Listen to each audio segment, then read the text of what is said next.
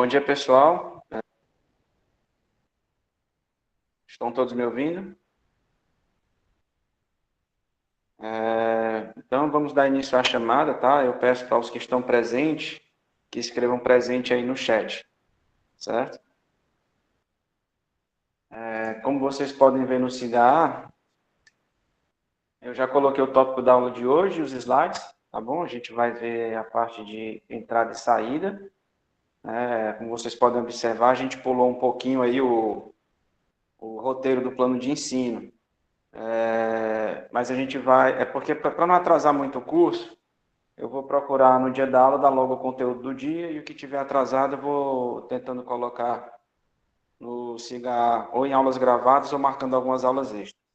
Inclusive, eu quero lembrá-los, né, que a gente vai ter uma aula extra amanhã, às 10 horas, tá bom? Quem puder comparecer, compareça para a aula ao vivo, nesse mesmo link, tá? Quem não comparecer não tem problema, a aula vai ficar gravada e vai ser colocada no SIGA e posteriormente, eu passo alguma atividadezinha, alguma coisa para quem não pôde assistir ao vivo, contar a presença, tá bom? E nos outros conteúdos a gente faz a mesma coisa. Eu gravo uma aulinha extra, ou eu gravo o vídeo em casa e posto no Cigarro. Vocês podem observar no Cigarro que eu já abri um fórum aqui de dúvidas, comentários e sugestões, tá? Então, vocês podem entrar e comentar algum assunto da aula, da matéria, certo? Toda aula eu farei isso. Então, vocês já podem pegar o conteúdo do plano de ensino, já ir se adiantando, lendo, e antes da aula já colocar as dúvidas aqui, tá bom?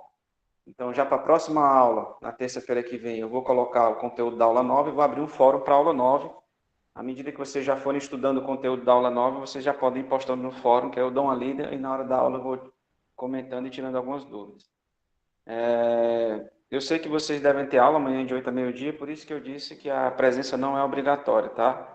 Quem não puder assistir a aula ao vivo, ou não quiser assistir a aula ao vivo, depois faz só uma atividadezinha boba, bestazinha, né? Para contar a presença. Assiste, a aula vai ser gravada, vai postada no Cigarro, aí você assiste e conta a presença, tá bom?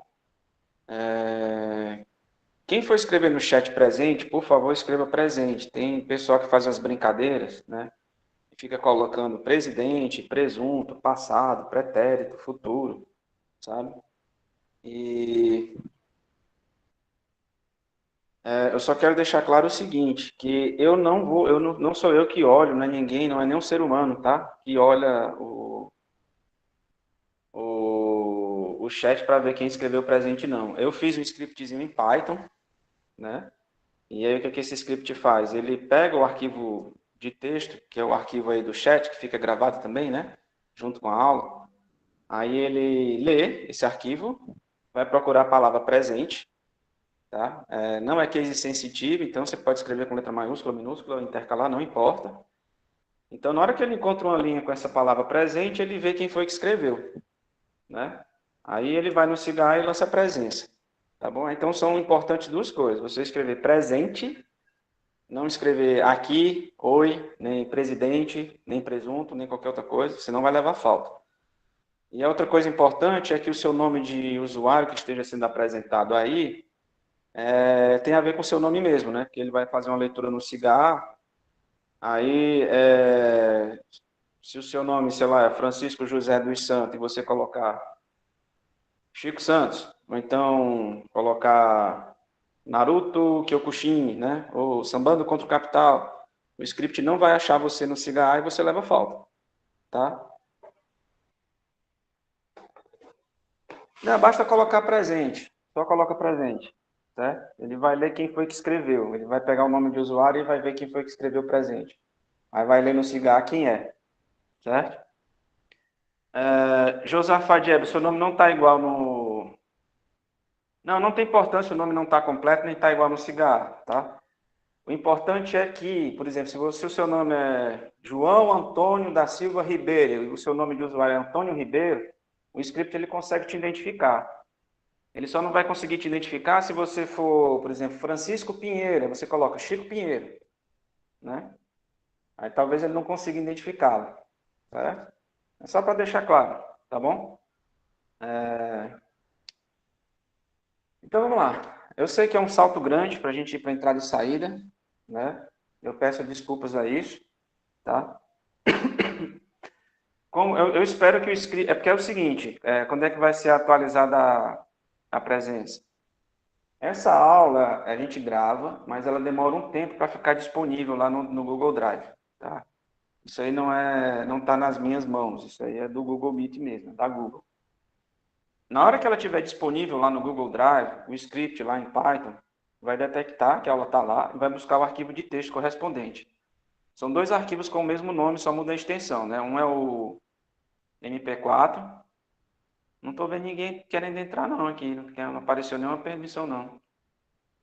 Veja se eles estão tentando entrar pelo do Classroom, que o do Classroom eu não vou usar, porque ele fica mudando toda hora. Eu vou usar esse link aqui permanente, né? Então, durante o semestre todo vai ser esse mesmo link que a gente está aqui hoje, tá?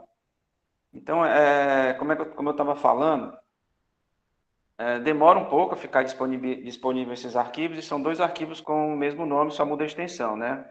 Um é MP4 e o outro é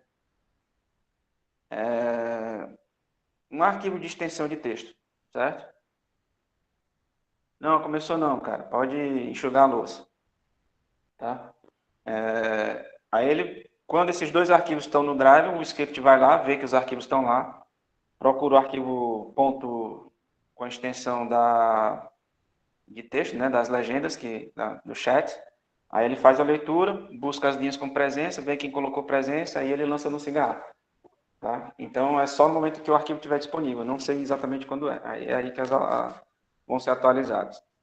Né? Aí pode ser que o script não consiga se conectar, aí se ele não conseguir, ele vai gerar um arquivo, um log.txt, né? Aí se ele não conseguir conectar, aí depois de noite, quando eu for ver se ele lançou ou não, aí eu vou ver o txt, aí está marcada as presenças de vocês, eu só faço manualmente pegar e colocar no cigarro.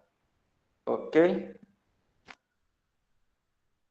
Não, cara, eu fiz ele terça-feira, né? Então, a pergunta aqui, estão perguntando se eu estou usando esse script o tempo todo, desde o início. Não, eu fiz ele na terça e aperfeiçoei, testei ele ontem, deu certo. Aí eu vou usar com vocês hoje. A gravação fica disponível hoje mesmo, tá? Então vamos testar com vocês hoje. Então, por favor, depois vocês veem se a presença de vocês está ok, tá? Para ver se o script funcionou legal, ou se teve algum erro. Então vamos lá, para a aula de hoje.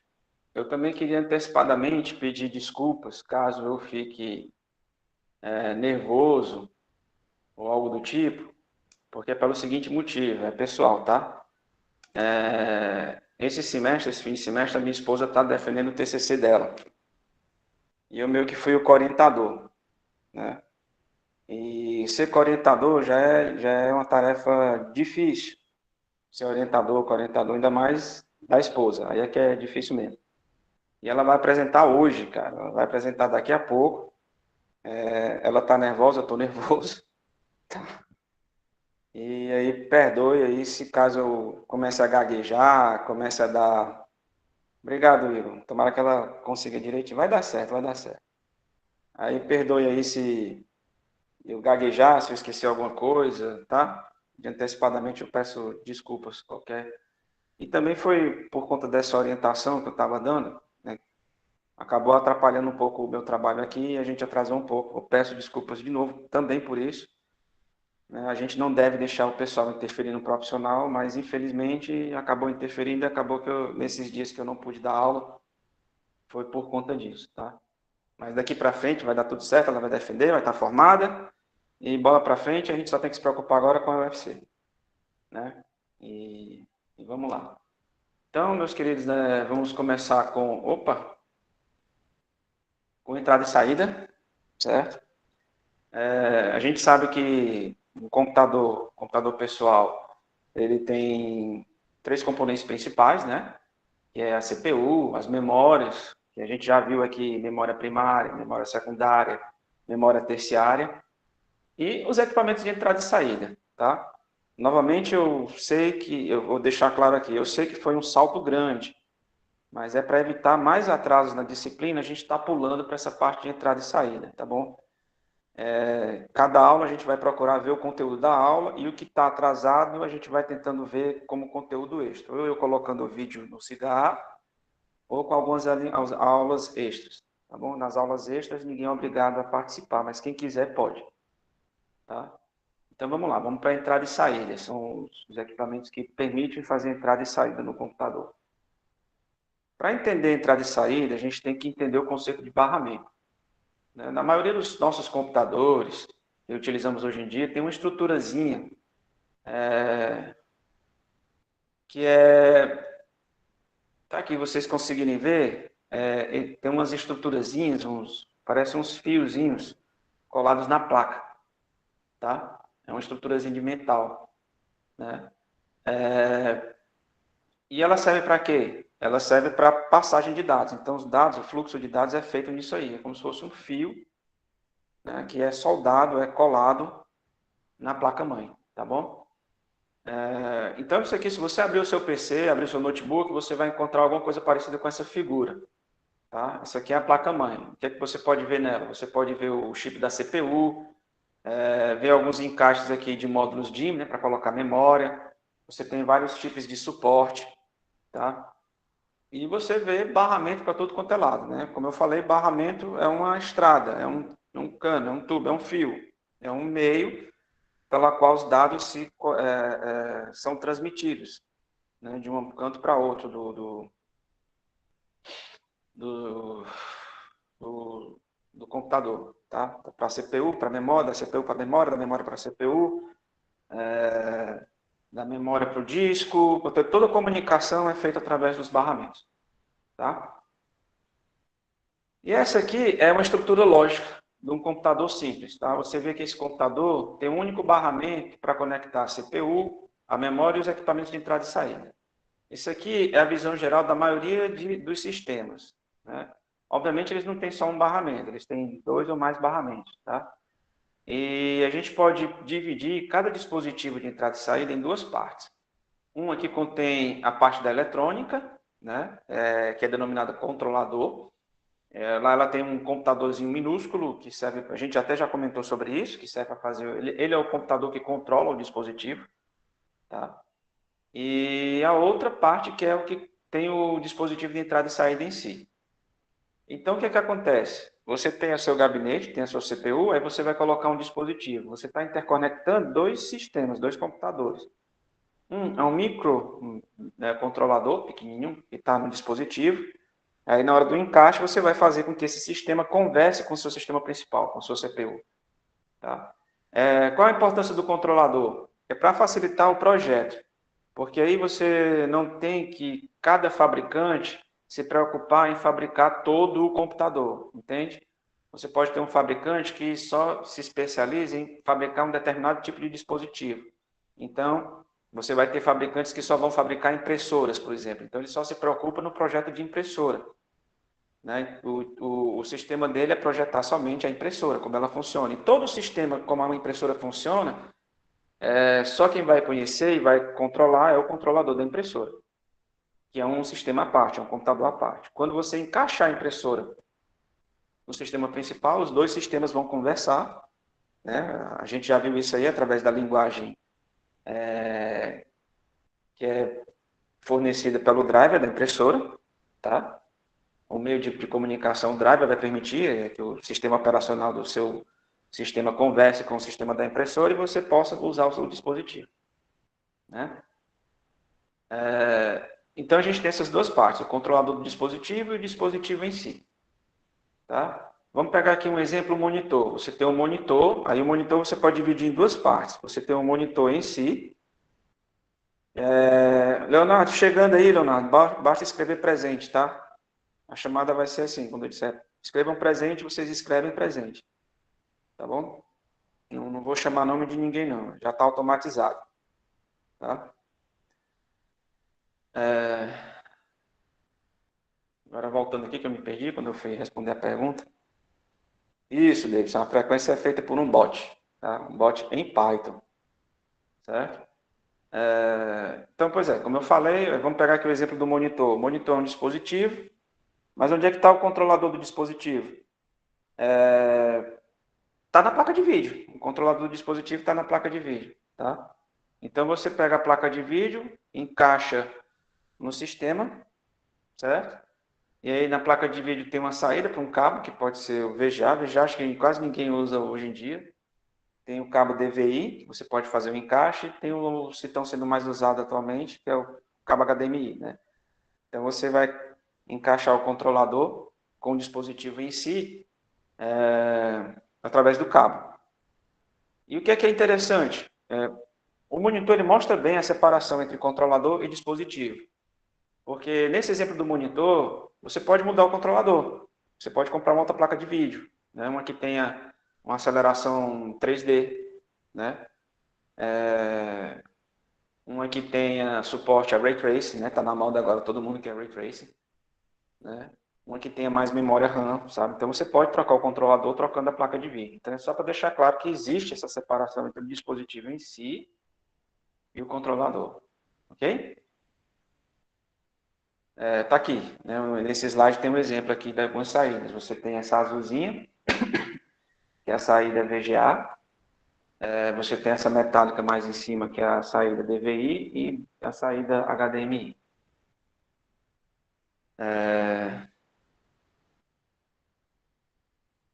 Bom, aí qual é a função do controlador? Justamente essa, é controlar o dispositivo de entrada e saída. Tá? É ele que vai manipular o acesso ao barramento, é que ele vai dizer para o dispositivo como é que ele vai acessar o barramento, como é que ele vai mandar dados para o barramento.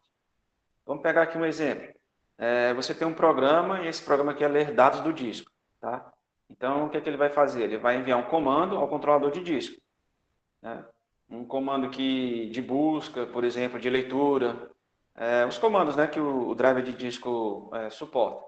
Tá? Aí, quando o dado for localizado no disco, né, obviamente, perceba que a busca pelo dado no disco ela demora um pouco mais. Né? Então, você manda um sinal, um comando para leitura do disco.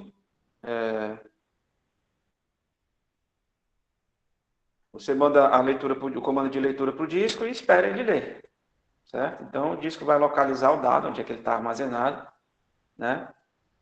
Aí, quando esse dado for encontrado, o que é que o controlador vai fazer? Ele vai começar a ler esses dados, o dispositivo começa a ler esses dados e o driver começa a entregar os dados para o controlador. Tá?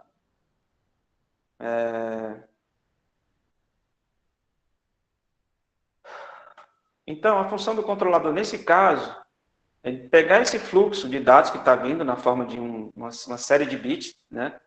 E dividir em unidades. Tá? E mandar essas unidades para a memória, à medida que esses dados vão chegando. Tá? E cada unidade é composta de uma ou mais palavras. Quando o controlador ele tem a capacidade de escrever ou ler os dados para a memória sem precisar da CPU, a gente diz que ele está executando em modo de acesso direto à memória, ou DMA, né, que é Direct Memory Access, vocês já devem ter ouvido falar. Bom, aí quando a transferência ocorre, termina, né, eu terminei de ler os dados estão sendo lidos e estão indo para a memória RAM. Aí o que acontece? O controlador manda uma interrupção, né, para a CPU, e aí a CPU, quando recebe essa interrupção diz que os dados já foram lidos, ela vai suspender todo o programa que tiver em execução, tá? E começa a rodar uma rotina de interrupção para verificar erros, né? Executar qualquer ação necessária e informar lá para o sistema operacional que a leitura do disco, no caso do nosso exemplo, já terminou. Né? A gente já leu todos os dados que a gente queria do disco, certo? Depois que a gente conclui toda essa rotina, né, da interrupção, a CPU pode voltar a trabalhar com o programa, executar o programa que ela estava fazendo antes, estava executando antes. Né? O barramento é importante a gente ressaltar que ele não é usado apenas pelos controladores de entrada e saída, não. Eles são principalmente de comunicação da CPU com todos os dispositivos. Né? Como eu falei, é o meio como os dados vão para lá e para cá. Tá? Agora, o que acontece se a CPU e um controlador de um dispositivo e quiserem usar o barramento ao mesmo tempo. Tá? Então, nesse caso, a gente precisa de um chip especial, né, que é denominado de árbitro de barramento. Tá? Esse árbitro é quem vai decidir de quem é a vez. Tá? E vale ressaltar aqui que a preferência sempre é dada para os dispositivos de entrada e saída. Ou seja, se eu tenho um dispositivo de entrada e saída querendo usar um barramento e a CPU querendo usar o barramento, a preferência sempre é do dispositivo de entrada e saída. Por quê? Porque toda operação de entrada e saída, ela não pode ser interrompida, tá? Porque se você interromper uma operação de entrada e saída, você pode corromper os dados ou pode haver perda de dados, né? E isso não é interessante, tá? E aí, quando não tem nenhum pedido de entrada e saída, aí a CPU fica à vontade para usar todos os ciclos de barramento, né? Tem uma pergunta aqui, o chat está passando rápido demais, eu não estou conseguindo ler. Espera aí que eu vou dar uma lida com calma. Opa, peraí.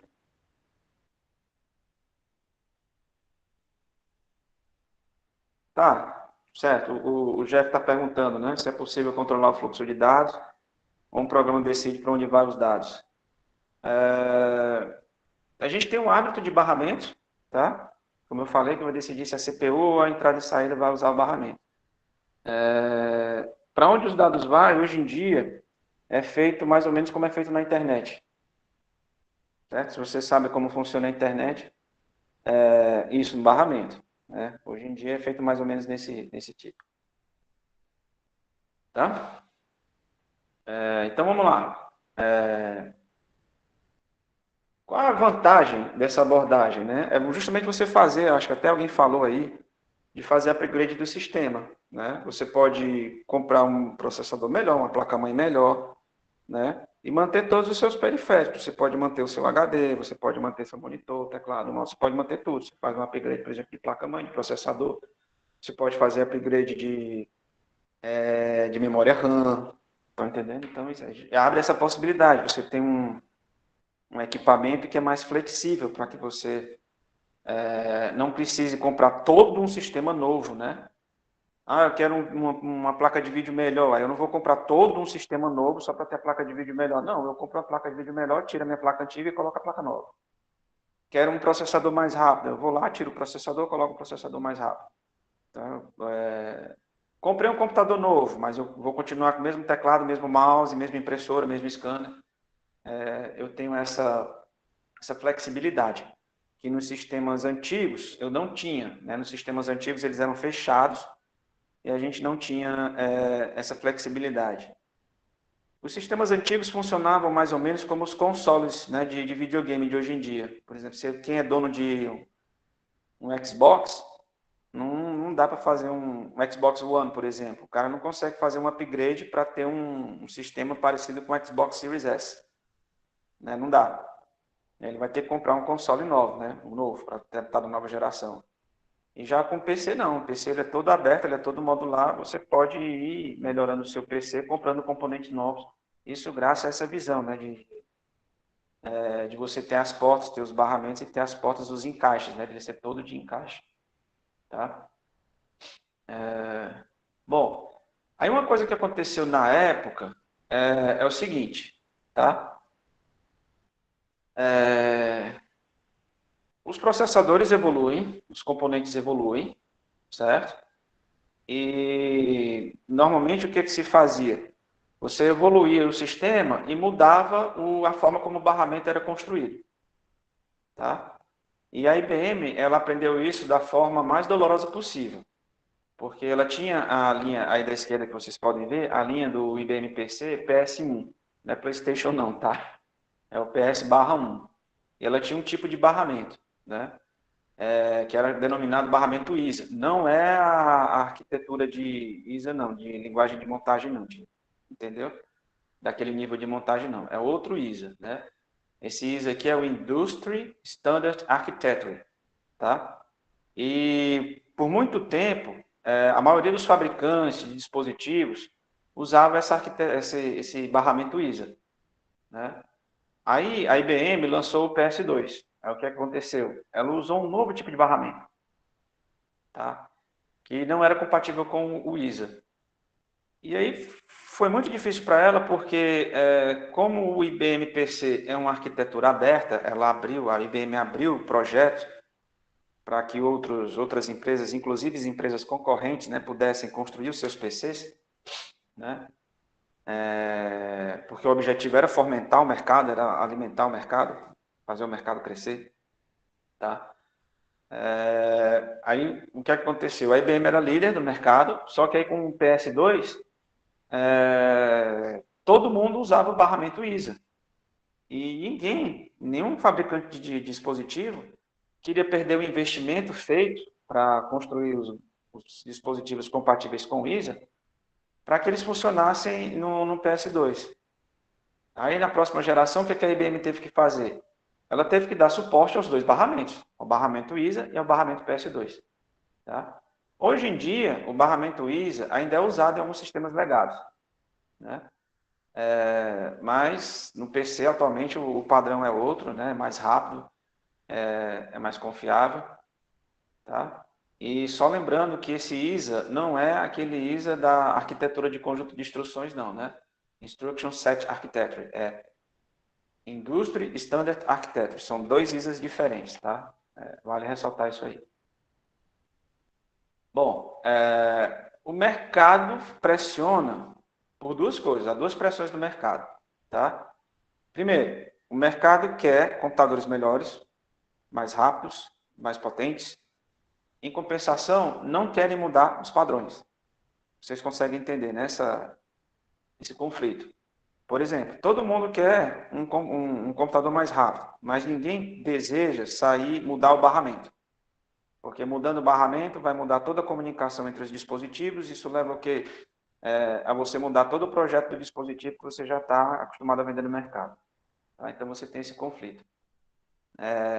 Então o que aconteceu é que as fabricantes de PC se viram forçadas a fabricar seus equipamentos com vários barramentos, tá? Com barramento ISA, né? Depois com o seu sucessor, que é o EISA, que é o Extended ISA, o ISA estendido, e depois um barramento que se tornou muito popular e ainda é muito usado hoje em dia, que é o barramento PCI, que é o Peripheral Component Interconnect, né? Que é a interconexão de componentes periféricos. Esse barramento ele foi projetado pela Intel, tá? Mas ele também é de projeto aberto, ou seja, as patentes são de domínio público. Qualquer um pode ler e fazer, né, o seu dispositivo com base nesse barramento. Tá? O barramento PCI ele está sendo substituído pouco a pouco pelo PCIe, esse é de Express. O PCIe ele é mais rápido e o seu computador, os computadores mais modernos, ele já tem suporte a ele, né?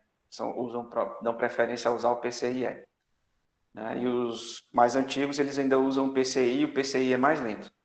Tá? O PCI foi uma atualização, um upgrade do ISA. Né? Ele é um ISA bombado, né? Com velocidade mais alta, com mais capacidade de transferência de bits em paralelo. Né? Já o PCI Express, ele apresenta uma mudança radical, ele não é só um upgrade do PCI, ele é uma nova visão, um novo paradigma. Na verdade, ele nem é um barramento, tá? Perdão. Ele é uma rede ponto a ponto e usando linhas para troca de bits de forma serial. Ele vai trocando os bits de forma serial e na forma de pacotes. Ele é muito mais parecido com a internet do que com o barramento tradicional. Tá? E aí você pode ver aqui como é que ele funciona mais ou menos na figura aqui. Você tem um switch, né, que decide, você tem a CPU que vai fazer a requisição dos dados de um pacote, né, de bits, ou ela envia ou ela pede, né? Aí esse switchzinho é que vai decidir para onde é que vai essa requisição para receber, né, os pacotes ou enviar os pacotes, tá? Então o barramento PCIe, que é o mais usado hoje em dia, é o mais moderno, ele é mais rápido e é mais parecido com a internet do que com o barramento antigo, tá?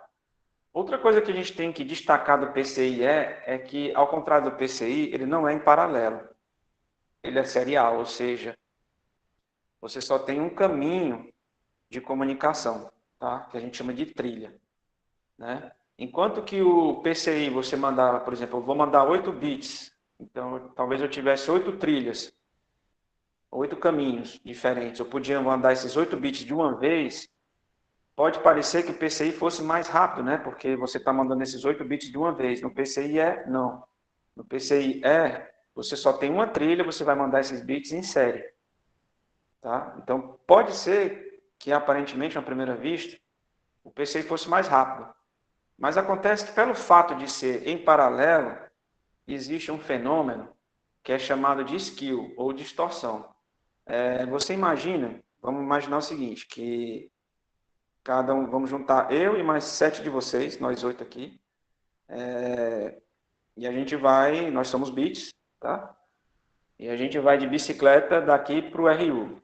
Se bem que não precisa mais ir para o RU de bicicleta não, né? Tá aqui dentro do campus, não é mais lá longe, então vamos andando mesmo, tá? Acontece que para a gente chegar lá juntos, os 8, nós 8, a gente tem que andar numa velocidade igual, né? Eu e vocês. Só que nós não temos velocidades iguais, tá? Eu sou mais velhinho, né? Sou mais idoso e tal, ando mais devagar, né? Pode ter um mais novo que anda mais rápido, pode ter um mais afobado que só gosta de andar correndo. Então, percebendo a diferença, então cada um desses bits vai caminhar por uma trilha numa velocidade diferente. E você tem que ter um certo controle para fazer com que esses bits cheguem lá ao mesmo tempo. Então, para que esses bits cheguem lá ao mesmo tempo, o que é que você vai acabar fazendo? Você vai limitar a velocidade ao mais lento, não é não? Tá? Porque se você não fizer isso, se você não limitar a velocidade ao mais lento, você pode ter distorções. Ou seja, o mais novo afobadinho vai chegar na Rio muito antes do que eu. Tá? Aí, por isso que a gente acaba tendo perda você acaba tendo perda de velocidade. Tá bom? E já com a conexão serial, né? Você mandando os 8 bits de uma vez, vai todo mundo em fila. Bota todo mundo num pacote, tá aí, galera? Bora todo mundo de mão dada, né? E vamos embora. Tá? Vai chegar todo mundo lá bem, vai chegar todo mundo muito mais rápido. Ok? Vamos falar agora de terminais. O que são terminais? Esse conceito de terminais vem lá da época dos mainframes, aqueles computadores gigantescos que ficavam numa sala, né, especialmente projetada, climatizada, para que eles funcionem. Né? E conectados a esses mainframes estavam os terminais, que basicamente é formado por um monitor, um teclado e um mouse, né? Um dispositivo de entrada e um dispositivo de saída. Tá? Existem dois tipos de terminais, que é o terminal burro e o terminal inteligente. O terminal burro, ele não tem nenhum poder de processamento, ele é simplesmente um teclado, mouse e um monitor interconectado em rede com um sistema maior, com o mainframe. Já um terminal inteligente, ele é um PC, um computador comum, tá? Mas ele não tem, obviamente, o mesmo poder de processamento do que o mainframe, né? Ele não vai fazer o processamento em si. Ele vai servir para fazer processamentos menores e enviar os dados que precisam ser processados para o mainframe, para o sistema principal.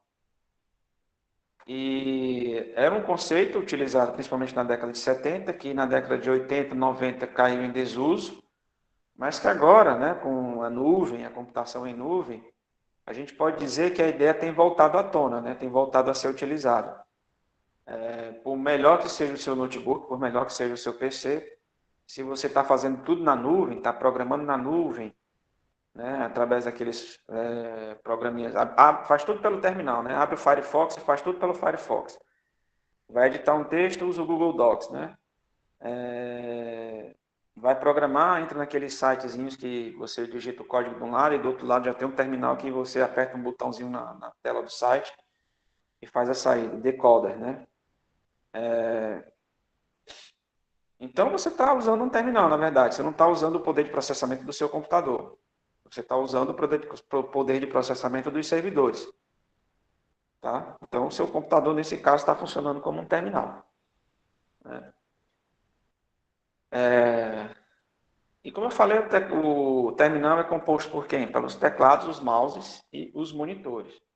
A gente tem três tipos de teclados que a gente pode mencionar: os mecânicos, os eletromagnéticos, tá? E os mistos, né? Que eles são mecânicos e eletromagnéticos. O mecânico, você pode ver à esquerda, ele tem um dispositivozinho que ele faz o seguinte: ele é tipo uma mola, né? Que mantém a tecla para cima, tá? E aí você pressiona. Quando você pressiona, você empurra essa mola e você vê que esses fios, né, que eles são estimulados quando você pressiona, e aí você faz com que a corrente, né, passe pelos fios, e aí você emite o sinal de que aquela tecla foi pressionada, tá? Você emite esse sinal, esse fio, a eletricidade passou por aqui, né, então você sabe que a tecla foi pressionada e ele emite um sinal para o controlador que tal tecla foi pressionada. Esse tipo de teclado eles têm, perdão, deixa eu ver se eu consigo achar aqui. Ah, depois eu boto o vídeo, não vou procurar agora não. Tá? Eles têm um sonzinho característico, né? Aquele tec-tec-teczinho característico, né? Que é um sonzinho muito prazeroso, né? Muita gente gosta de ouvir um barulho de tec-tec-tec-tec-tec. Na outra ponta, do lado direito da tela, você tem o teclado eletromagnético. Não, cara, não é chato não, Israel. É legal demais, tá? Era legal, eu dava maior valor. A diferença desse teclado mecânico é que ele era a, a tecla era dura, né? Então você ficar usando ele por muito tempo, dava uma dorzinha na junta dos dedos lascada, sabe? Ele é um teclado meu, ele tem uma resistência maior, ele é um pouco duro, né? Então dava essa, essa dorzinha na junta dos dedos. Aí do outro lado, que é o que é mais comum hoje em dia, principalmente nos notebooks, é o eletromagnético, né? Você vê que tem a tecla em cima, aí tem uma membranazinha de borracha, né? E em cima, aqui na pontinha, não sei se dá para ver o mouse aí, ela tem uma substânciazinha, um elemento que ele é condutor, tá? E aqui embaixo, né, você tem o receptor. Aí quando você aperta, essa bolinha de borracha, se você abrir, você vai ver essa bolinha de borracha, ela oferece uma resistência, né, para poder manter a tecla não pressionada, entende? Aí quando você empurra esse material condutor que está aqui nessa bolinha aqui em cima, ele abaixa e entra em contato com essa parte aqui de baixo, fechando o circuito. Na hora que fecha o circuito, a corrente passa por aqui e você entende que aquela tecla foi pressionada, tá? E ele é realmente bem silencioso, né? Você mal ouve quando você está teclando. Aí você tem a abordagem mista, né? Que usa os teclados games usam esse do meio. Então a gente pode dizer o seguinte: os mais antigos estão na esquerda, que são o puramente mecânico. Os mais recentes estão na direita, né? E os gamers, os teclados gamers, eles usam uma abordagem mista, que é essa do meio, que é uma mistura de teclado mecânico com o eletromagnético. Você tem a mesma membranazinha embaixo, mas tem uma resistência mecânica maior, né? Que é para dar maior sensibilidade, né, ao toque. Então, os gamers gostam mais de usar isso aí para poder ter uma resposta tátil maior, né? Melhor, tá? Então, como é que funciona? Para todos os tipos de teclado, para todos os três, né? Quando você pressiona uma tecla, você tem um sinal, passa a corrente ali, e aí o controlador vê qual foi a tecla pressionada, tá? E manda um sinal de interrupção, certo? Para que, quando a tecla é pressionada, ele manda um sinal de interrupção. E quando a tecla é solta, ocorre uma segunda interrupção, tá? Então, isso permite o quê? Permite que você faça combinações de tecla, né? Porque você, por exemplo, pressiona o Shift, né? Aí você ocorre uma interrupção para saber que uma tecla foi pressionada. Que tecla foi essa? Foi o Shift. Mas eu não vou mandar o sinal ainda, né? Porque eu ainda não sei se eu não terminei a minha leitura. Aí eu aperto uma tecla de letra qualquer, aperto a tecla A, por exemplo. Então, o Shift com a tecla A é um A maiúsculo, não é um A minúsculo. tá? Aí, quando eu soltar as duas teclas, aí vai ser mandado um outro sinal de interrupção, e aí o sistema operacional vai poder entender que você queria ler um A maiúsculo, certo? Então, isso aí permite que você faça combinações de tecla, por exemplo, Ctrl X, Ctrl V, Ctrl Shift V, né? Para quem não sabe, o Ctrl Shift V, ele é o colar especial, né? Para você poder colar um texto sem formatação, né? E o famigerado Ctrl Alt Del, né? Para abrir o gerenciador de tarefas ou reiniciar, né, o sistema, né? Se bem que eu acho que hoje em dia ninguém usa mais, né, o Ctrl Alt Del. Antigamente que era comum, né? O sistema travava, não fazia nada, aí você ficava puto da vida, aí ficava apertando Ctrl Alt Del, Ctrl Alt Del, Ctrl Alt Del, para ver se ou reiniciava ou se abria o gerenciador de tarefa, né? Touchscreens, telas de toque. A gente tem de 3 tipos. A gente tem as infravermelhas, a gente tem as resistivas e a gente tem as capacitivas. Quais são as diferenças? Na tela de infravermelho, você pode usar, transformar qualquer tela numa tela touchscreen, tá? Você pode comprar uma moldura, né? Colocar na tela do seu monitor é uma tela normal, e transformar ele numa tela touchscreen. Como é que ela funciona? Você vai ter na parte superior, tá? E na lateral esquerda, uns diodozinhos, tá? Uns emissores de luz infravermelho. Pode ser laser também, né? Aí na parte superior e na borda esquerda você tem um emissor. Aí na parte inferior e na borda direita você vai ter um receptor, tá? Então você vai ter uma série de linhas horizontais e verticais. Uma série de linhas verticais e horizontais, elas vão se cruzar, obviamente, em determinados pontos da tela, que estão emitindo luz. Aí a luz sai da parte de cima, sai da lateral esquerda e você tem um receptor na lateral direita e na parte de baixo. Tá entendendo? Aí quando você toca em algum ponto da tela, o que acontece? Aquele ponto que você tocou, você está interrompendo o feixe de luz, certo? Aí o receptor lá embaixo vai saber a coordenada X que você tocou e o receptor, porque está faltando, né? A coordenada X, é um buraco, né? Que não está chegando luz lá. E o receptor do lado direito, onde estiver faltando, né? Porque você interrompeu a luz naquela altura, né, naquela coordenada Y. Você vai poder ler a coordenada X e Y de onde você tocou. Aí o software vai poder saber qual é um ponto da tela que você está tocando e vai interpretar aquilo ali como um toque na tela. Ok? Já as telas resistivas, elas têm duas camadas, né? Uma superior que é flexível, e ela também vai ter uma camada de uma certa quantidade de fios horizontais e fios verticais, né? Eles vão se cruzar em 90 graus, tá? Onde esses fios se cruzam é onde você tem a leitura de pontos, né? Para saber onde é que na tela está sendo tocado.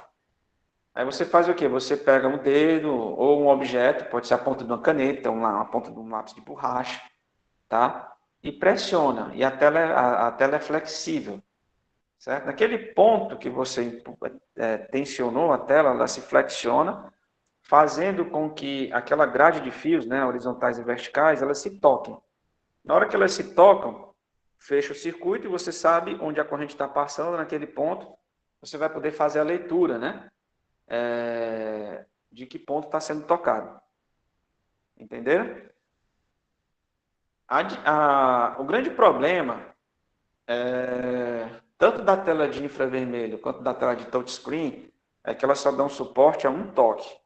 Quando você toca com 2 dedos na tela, ela pode se confundir, ela pode não saber exatamente onde é que está ocorrendo esses 2 toques. Por exemplo, vamos supor que com um dedo eu toque na coordenada 3,3 da tela, certo?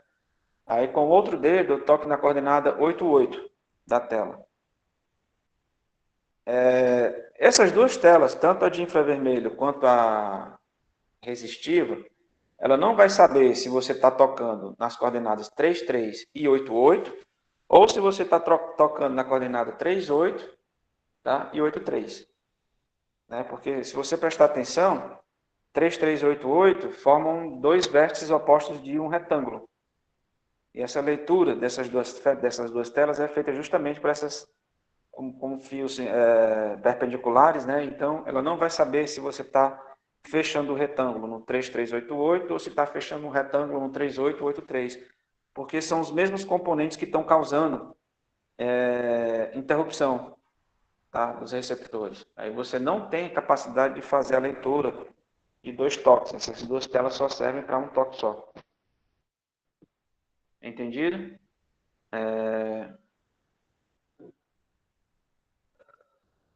Aí vem as telas touchscreens capacitivas, né? Um capacitor, ele é um dispositivo bem pequenininho que pode pode armazenar uma carga elétrica, tá? Ele tem dois condutores separados por um isolador. Aí nas touchscreens atuais, você coloca esses capacitores na forma de grade, tá? Você vai colocando ele em vários pontos da tela. Aí quando ocorre um toque, veja que a tela capacitiva ela não é flexível. Veja a diferença entre as duas telas, ela não se deforma, tá? É óbvio que há uma certa deformação, dependendo da força que você aplica na tela, mas no geral, a deformação não é necessária para interpretar o toque. Isso fique claro. Se você tocar de forma bem leve, sem que haja deformação na tela, o toque ainda funciona, o seu celular ainda consegue, né? Por exemplo, ler, né? O toquezinho, se você colocar bem suave na tela, tá? Mas é porque, como é que funciona? Funciona da seguinte forma, na hora que você toca na tela, não há necessidade que ela se deforme para que os fios se toquem, fechando o circuito, permitindo a passagem da eletricidade naquele ponto. Tá? Quando você toca na tela, o que vai fechar o seu circuito é justamente o seu dedo, certo? Porque na hora do toque, você fecha o circuito, a capacitância é acionada, tá? Aí essa mudança pode ser medida, né, para saber onde é que você está tocando. Certo? E aí a diferença é o seguinte, essas telas capacitivas, elas funcionam bem com um toque humano, do dedo, né, da ponta do dedo, ou qualquer outra parte do corpo. Se você pegar uma ponta de um lápis com borracha, né, a borracha da ponta do lápis, e tocar na tela, ela não vai funcionar. Por quê? Porque o corpo humano ele é um bom condutor de carga elétrica, tá? É bom para armazenar carga elétrica. Né? Já o lápis de borracha não, a borracha do lápis não é. Então, por isso que a ponta de borracha do lápis não funciona e o seu dedo vai funcionar bem direitinho. Ok? Teve uma pergunta que passou bem rápido, eu não li, o que foi? Acho interessante o celular que desbloqueia com digital na tela. Isso é a precisão, né? Tem uma tecnologia aí, né? Deve ser tão preciso, eu não sei, eu não entendo, tá? Mas eu creio que deva ser, talvez eu esteja errado, mas talvez deva ser a precisão, né, com que ele consegue detectar o toque a nível das entrâncias da digital, não sei, tá? O pessoal que tem esse tipo de tecnologia guarda ela a sete chaves, né? Tá? Então vamos lá, como é que funcionam os monitores de tela plana? O monitor de tela plana, de modo geral, funciona da seguinte forma. Você vai ter duas grades, tá? Uma só com linhas horizontais e outra só com linhas verticais, certo? E por essa grade são fios, tá? São minúsculos. Obviamente tem que ser minúsculo para que você não veja, né? Porque um vai ficar atrás da tela e o outro vai ficar na frente da tela. Então o que vai ficar na frente da tela tem que ser muito fininho para que você não veja, porque se você for ver os fios, vai atrapalhar a imagem que você quer ver que está sendo transmitida, tá? Então, ou ele tem que ser muito fino para que você não veja, ou ele tem que ser transparente, né? Para evitar prejudicar a imagem que está sendo mostrada.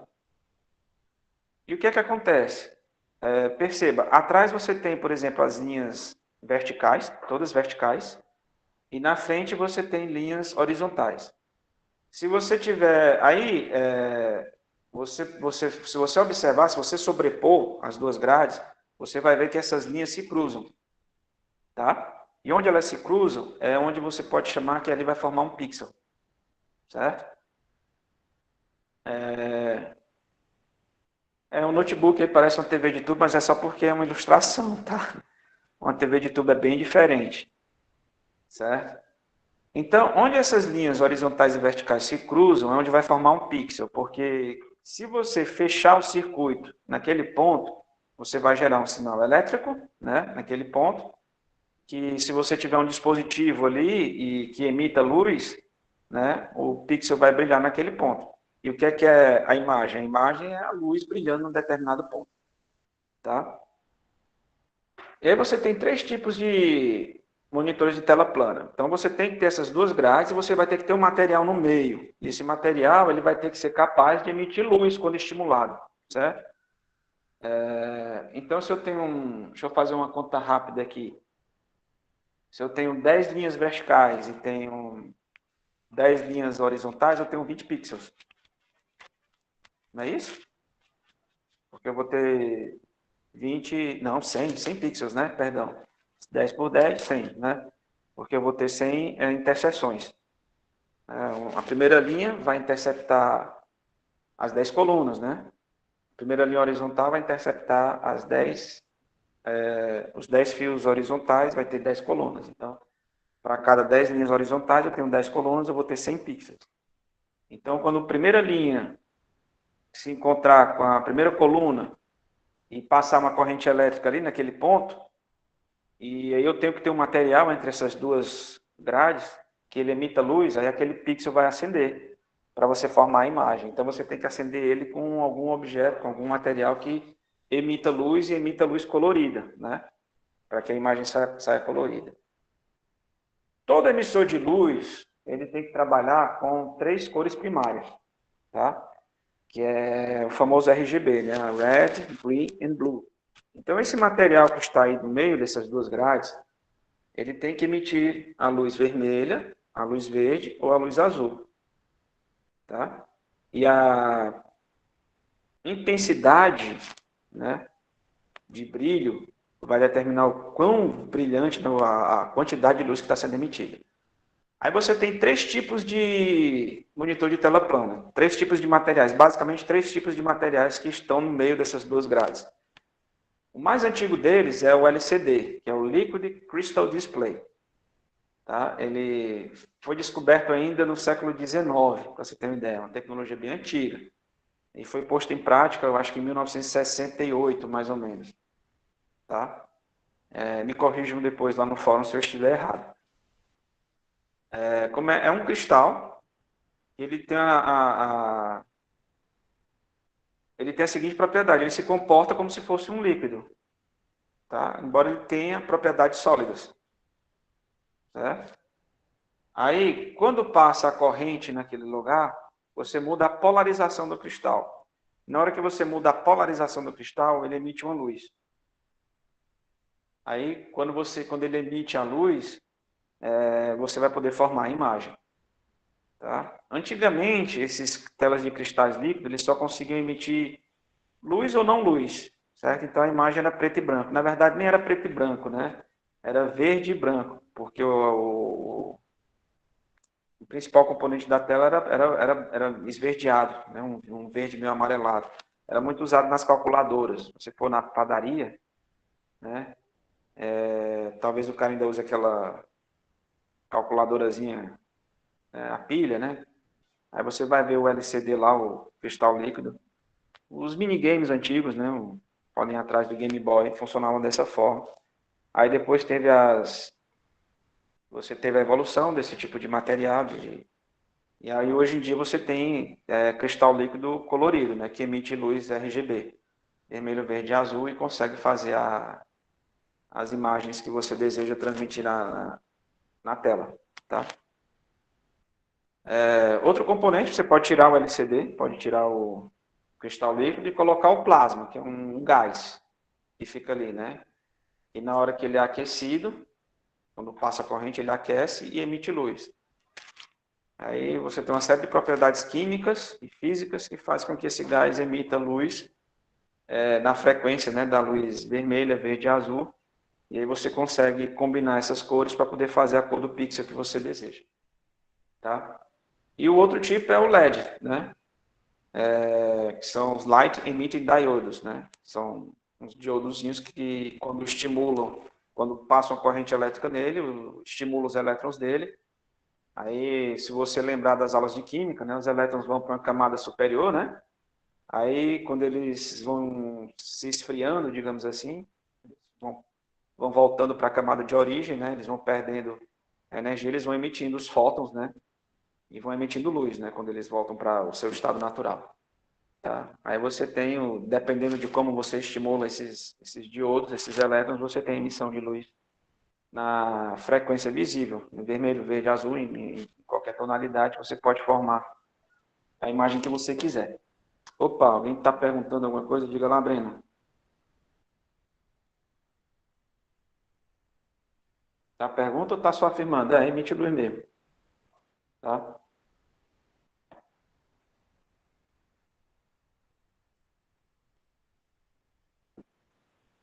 Eletrodo, tem um cátodo é um...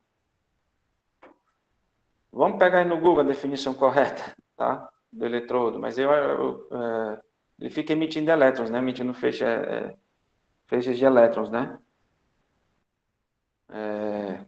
Mas no caso aí do LED, não é Light Emitting Diode, é um diodo. É um diodo emissor de luz, tá? É um materialzinho que tem uns elétrons ali naquele material, que quando ele é estimulado eletricamente, os elétrons vão para uma camada superior.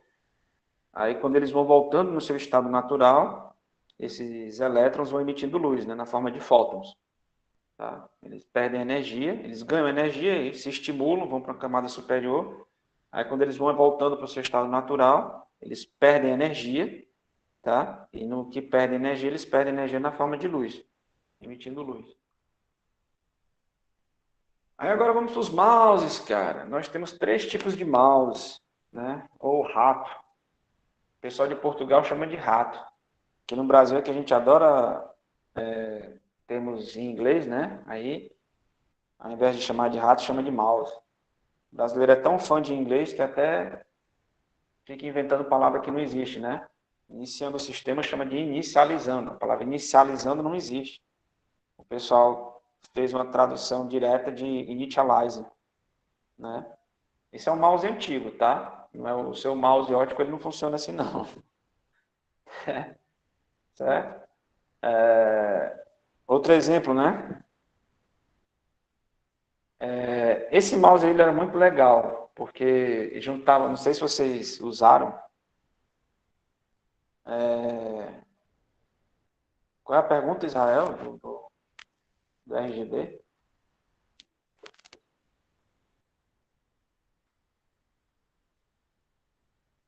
Pois é, esses mousezinhos juntavam cabelo, que era uma desgraça, cara. Ele ficava enganchando, parando de funcionar, aí você pegava, abria, e perto dessas bolinhas, dessas rodinhas, tinha um rolo de cabelo nojento, velho, a coisa mais nojenta do mundo. Uma coisa horrorosa. Mas você tem 3 tipos de mouse, tá? Você tem os mouses mecânicos, que não são usados mais hoje em dia.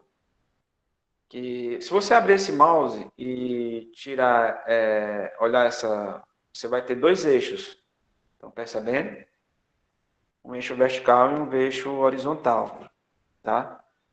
No mouse puramente mecânico, à medida que você rolasse o mouse, tá vendo essa esferazinha? No mouse puramente mecânico, você não tinha essa esfera.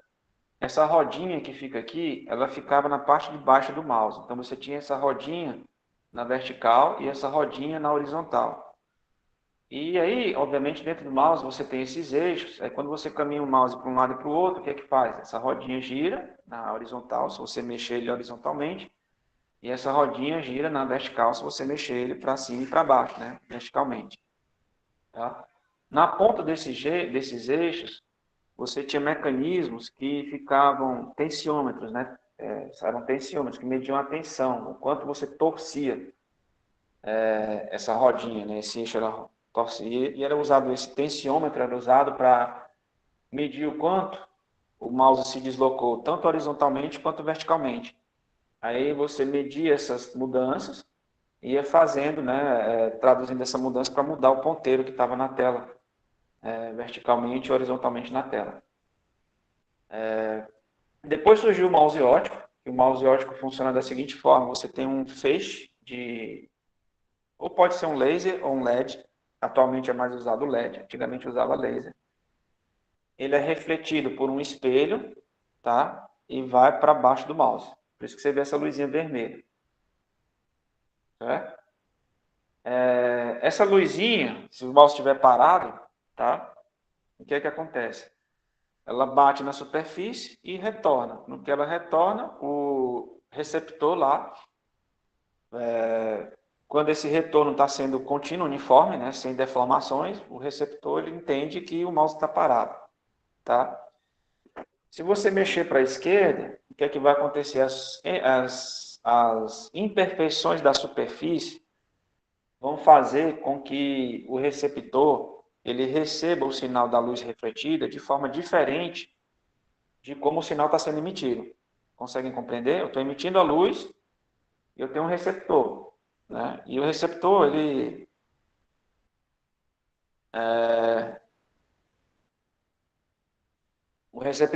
ele não vai receber uniformemente, né, a luz tal como ela está sendo emitida.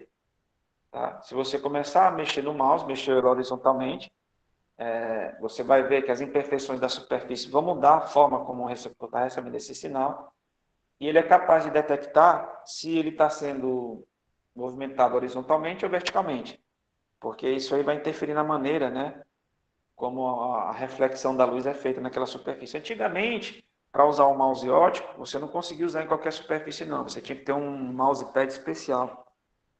Esse mousepad ele era preto, aí tinha várias linhas, né, prateadas na vertical e na horizontal, se cruzando. Né? Obviamente vocês entendem por quê, né? Porque você passava o mouse ali, aí quando você passava numa linha, a luz era refletida, né? Na superfície preta ela não era refletida. E aí quando você passava numa linha, você conseguia ver se ele estava indo para a direita ou para a esquerda. Tá? Hoje em dia é um pouco mais sofisticado. Aí você tem o óptico mecânico, que é esse da bolinha. Ele funciona como mouse óptico e como mouse mecânico. Ele é um óptico mecânico. Como é que ele funciona? A movimentação é puramente mecânica, é com essa esfera, tá? Se você mexe o mouse na horizontal, a esfera vai mexer, vai rodar de um jeito que vai estimular esse eixo aqui, esse eixo vertical. Então, quando o mouse mexe horizontalmente, você estimula o eixo vertical. Aqui na ponta você está vendo uma circunferência, e pode ver na figura uns buraquinhos. Percebem aqui esses buraquinhos? Bem aqui ao lado, nesse quadradinho vermelho, você tem um emissor de luz, um diodo. Tá? E aí, quando essa roda está girando, você vai interrompendo. Né? Você tem aqui o emissor e do outro lado o receptor. Estão percebendo? E aí, quando esse disco gira, você vê esses furinhos, a luz vai sendo interrompida. Percebem? Gerando uma interrupção da transmissão. Né? Aí você é capaz aqui de perceber, de interpretar essas interrupções para saber o quanto o mouse está indo na direção horizontal. Da mesma forma aqui, ó, você tem o emissor, tem o receptor, né, o emissor de luz, tem um receptor, a luz fica passando aqui direto, e aí quando você mexe o mouse, você gira esse disco, tem os furinhos, aí vai causando interrupção na emissão da luz, e você é capaz de interpretar, né, o quanto que o mouse está mexendo na direção vertical. Tá? Eu espero que não tenha tido nenhuma dúvida quanto a isso aí. Só uma pausazinha aqui, porque eu vou beber uma água, tá?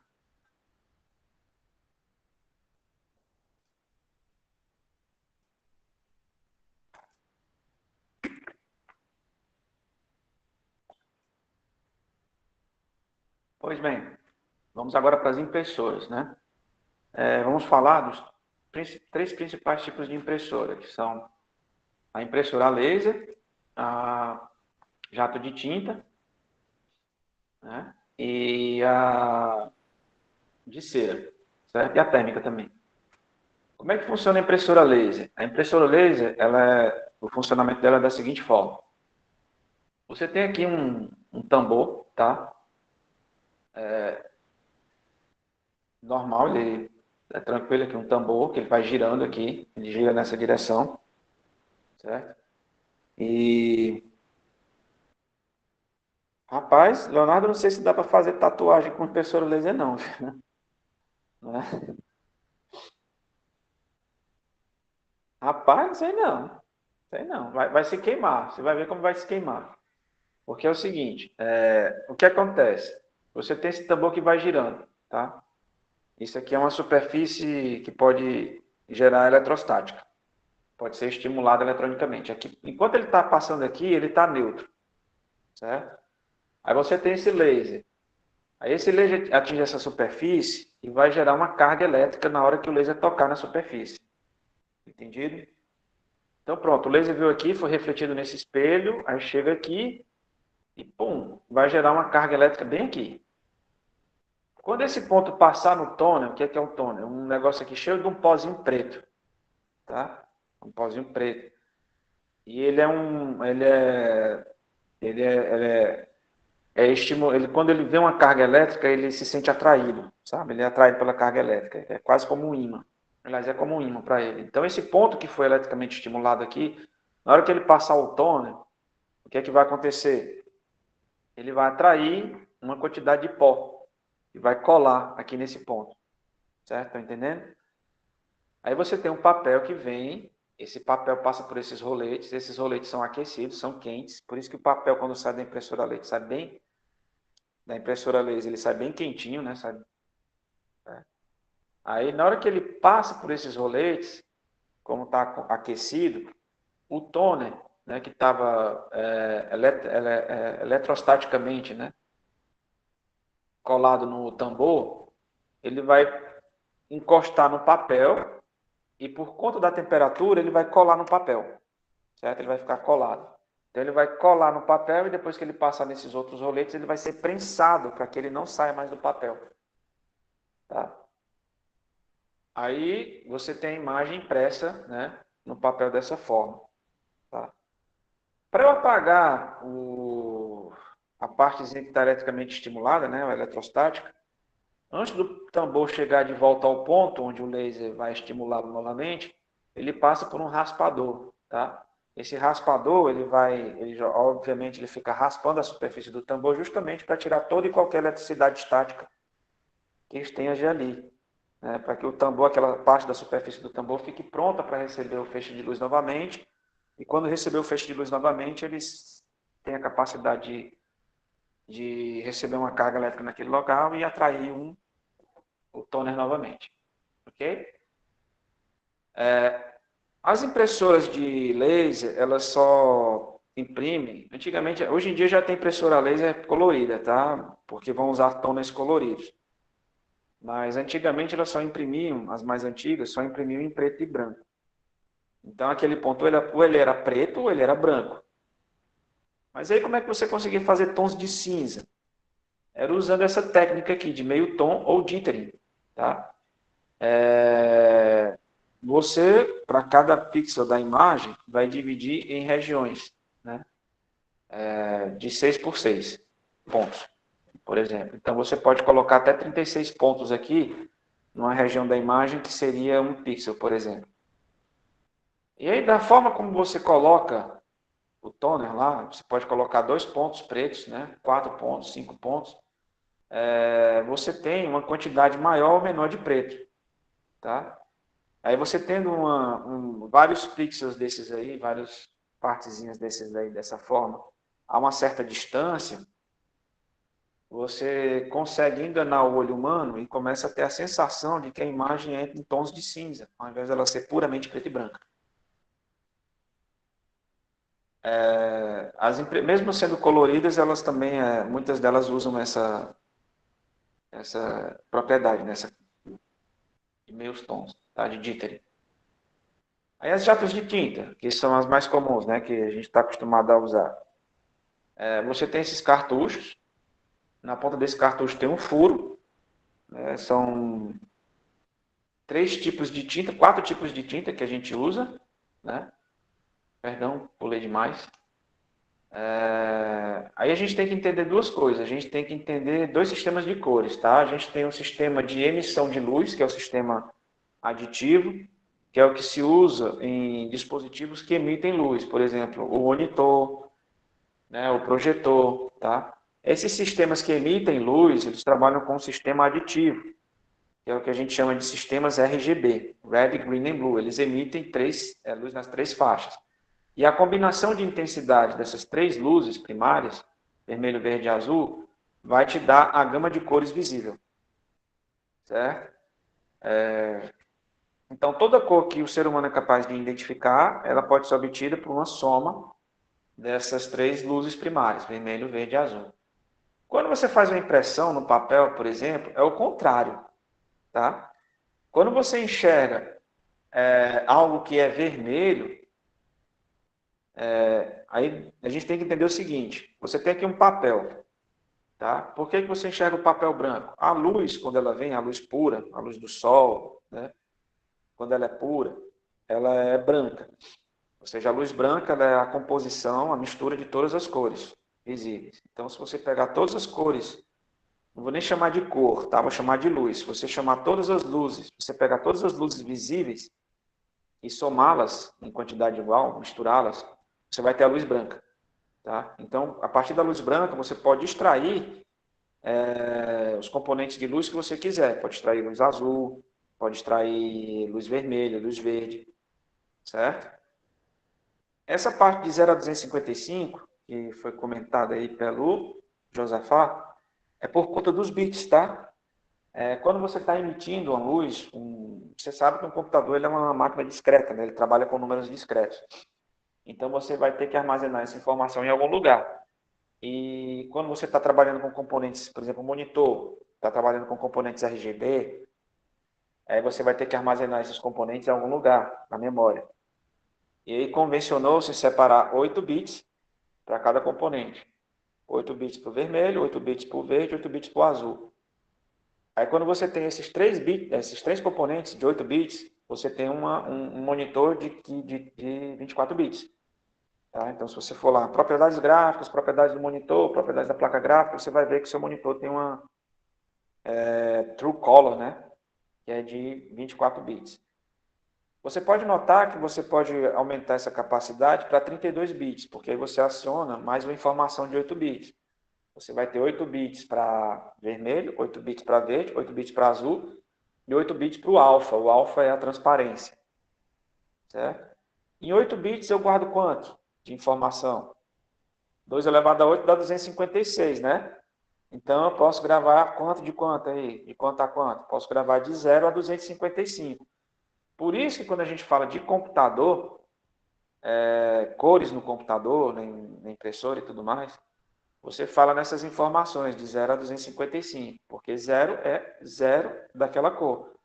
255 é o máximo de intensidade daquela cor.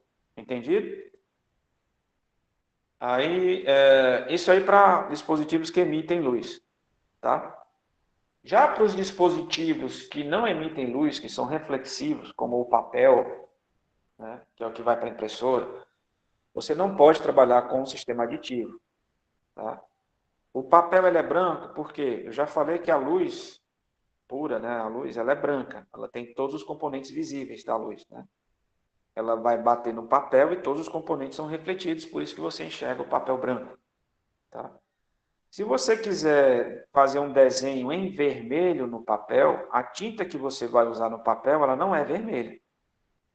Essa tinta, ela tem que ter a seguinte característica: ela tem que absorver, ela vai receber a luz branca e vai ter que ter a capacidade de absorver a luz verde e a luz azul e permitir que a luz vermelha seja refletida. Entendido? Por isso que quando você trabalha com impressão, você não trabalha com sistema RGB, você trabalha com outro sistema de cores, que é um chamado sistema subtrativo, que é o CMY. Tá? Então, nesse caso, você vai trabalhar com outras cores primárias. Você vai trabalhar com o ciano. O ciano, ele absorve toda a cor vermelha, tá? E reflete as outras duas. O magenta, que absorve toda a cor verde e reflete as outras duas. E a amarela, né? Que absorve toda a cor azul, refletindo o verde e o vermelho. Aí, em teoria, você podia, por exemplo, misturar o ciano, o magenta e o amarelo em quantidades iguais para obter o preto, né? Já que você está absorvendo tudo. Mas na prática, né, a gente não consegue isso. Então, por isso que quando a gente vai trabalhar com a impressora, a gente precisa de tinta preta, né? Aí, quando você vai falar com a impressora, você vê que o sistema da impressora ele é o CMYK, o C de ciano, o M de magenta, o Y de yellow, né, que é o amarelo, e o K de black, né, que é a cor preta, tá? Por isso que quando você vai colocar lá na impressora, você usa 4 cartuchos de tinta, a não ser que o seu cartucho colorido esteja.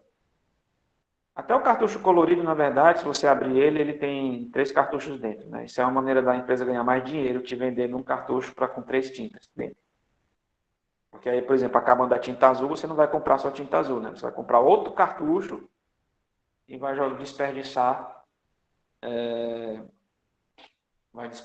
o magenta e o amarelo, né? Só porque precisava do ciano. Tá? E vale lembrar que esse líquidozinho da tinta, ele é o líquido mais caro do mundo, né? Ele não é barato, tá?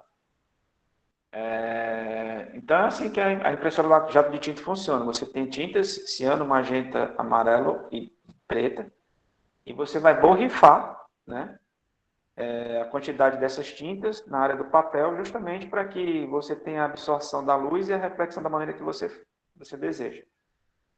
Tá? E aí você tem um problema. Porque, primeiro, monitor, que é o dispositivo que emite luz, ele trabalha com RGB. Né? E a impressora trabalha com outro sistema. Então você tem que ter uma maneira de conversar, converter o que você está vendo na tela para o papel. E por isso, por essas condições e outras condições também, que é praticamente impossível você conseguir imprimir uma imagem exatamente igual como você está vendo no monitor.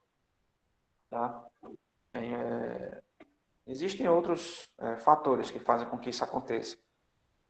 Mas um dos, e o principal é esse, né? O monitor ele é RGB, a impressora é CMYK, e não dá para você, a imagem exatamente igual você está vendo na tela, ela ser exatamente igual como você não vai conseguir imprimir ela da mesma forma.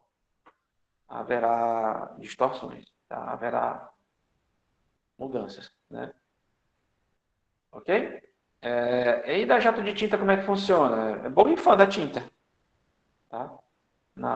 Você vai misturando, né, essas componentes, borrifando a tinta no papel, no pixel que você quer, certo? Aí você pode, dependendo, a borrifada é bem pequenininha, tá? É questão de 1 picolitro, ou seja, você precisa de 100 milhões dessas borrifadas para poder formar uma gota d'água, uma gotinha. Tá? E dependendo da capacidade de borrifar, você vai ter impressoras com capacidade de impressão melhor ou não. Tá? Aí temos outras impressoras. A gente tem a impressora sólida. Ela funciona mais ou menos como a impressora de cera, por exemplo. Ela funciona como a jato de tinta. A diferença é que a tinta ela não é líquida. Ela é uma cera, né? E aí, quando você vai imprimir, essa cera tem que ser derretida. Na hora que ela é derretida, ela vira um líquido, né? E vai lá para a cabeça de impressão, tá? As impressoras que usam essa tecnologia de cera, elas demoram para imprimir, porque elas têm que aquecer, né? Fazer toda a preparação. Mas, em compensação, elas têm uma capacidade de impressão maior. Elas são usadas mais em impressões profissionais, industriais, tá? E aqui a gente tem a impressora térmica. Ela se assemelha muito à impressora matricial. Isso depende do plotter, né? Depende. A impressora térmica, ela se assemelha à impressora matricial de antigamente. Como é que ela funciona?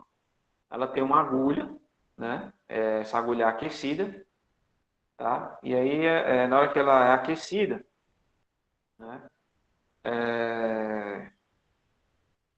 O que é que acontece? Você tem um papel especial, um papel térmico, que é sensível, né?